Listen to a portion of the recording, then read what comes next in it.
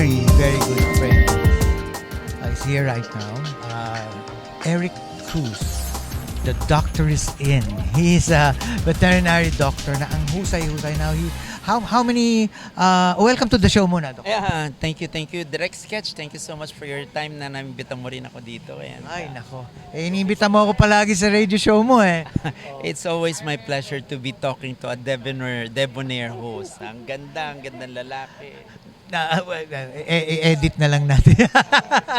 Well, actually, seriously, we invited si Doctor dito because he's into pets, no? Meron siyang TV show sa amin. It's called I Love Pets.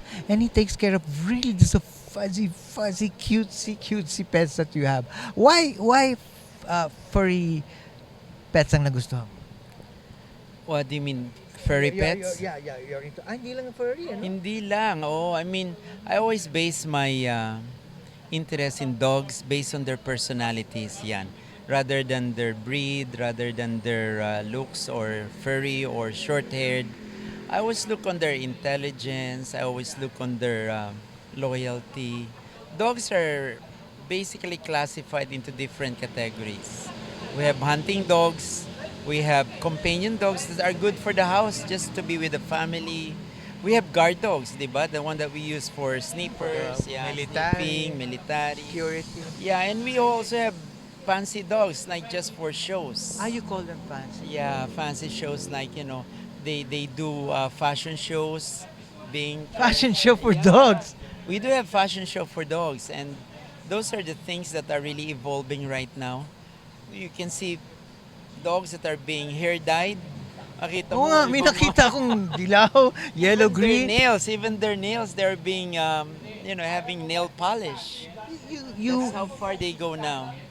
You have a you have, how many clinics do you have? 6 veterinary clinics. O saan yan, Doctor? Yeah, it's basically located in Lower Antipolo and Marikina, and I have 2 outskirt clinics in Bataan, Balanga, and 1 in Naga City. That far? Yes, yeah.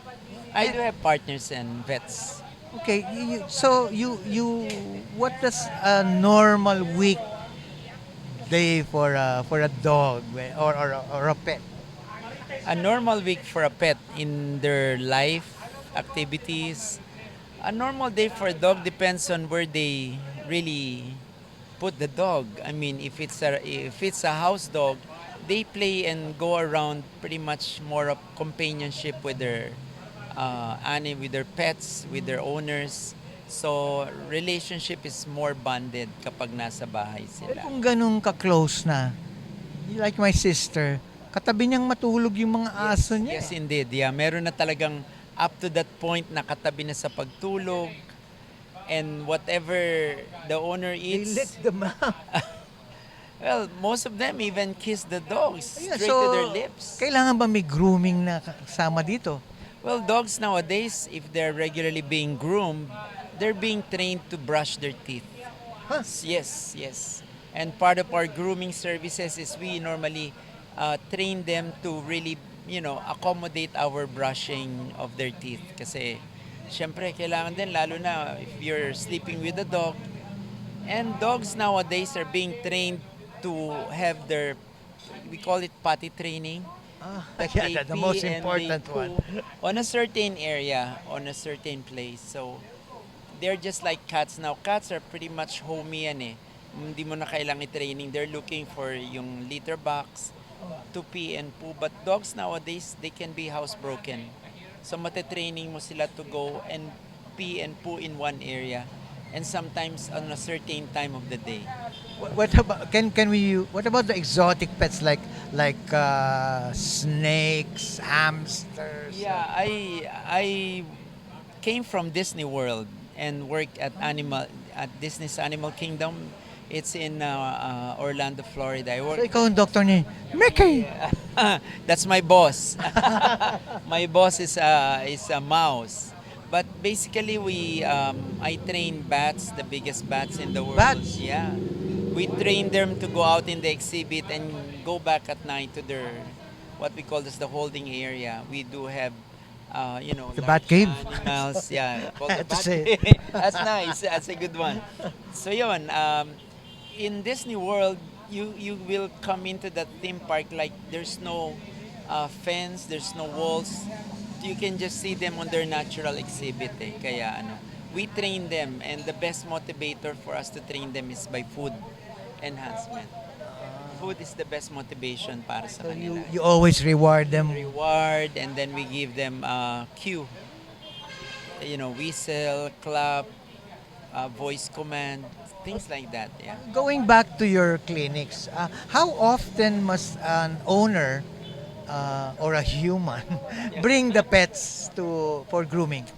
Well, I would recommend once a week if you can. Ano yun? What happens there? When you groom a dog, normally the first step is to really to have it regularly check the ears, the eyes, the nails. We do nail clip. We do normally, ear cleaning, deep ear cleaning para talagang malinis. We do toothbrushing, and then clip their hairs. There's so many styles in grooming. I've always been curious. Every time I go to a different house, they bark at me and everything. And then you bring in a dog to a grooming salon. Hindi ba kayo nakakagat? Well, that's part of our job. That's why we're always vaccinated with anti-rabies, But definitely, dogs will be dogs. Their defense mechanism is to bite. That's the only thing that they do. But once they get used to a certain procedure like grooming, they would just stand there, enjoying the grooming procedure. No. You'll just be They amazed. enjoy. I Yeah. sometimes I see it. That they enjoy it being scrubbed, combed. Oh, You at blow first, dry, yeah.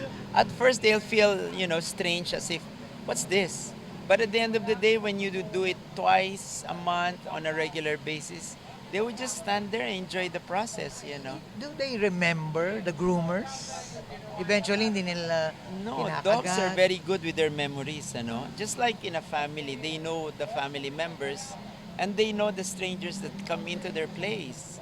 So I would say dogs' intelligence pretty much develop more when they have a good relationship with the owners because they adapt what we call as the human relationship. They appreciate patting, spending time, quality time with the dog, hugging.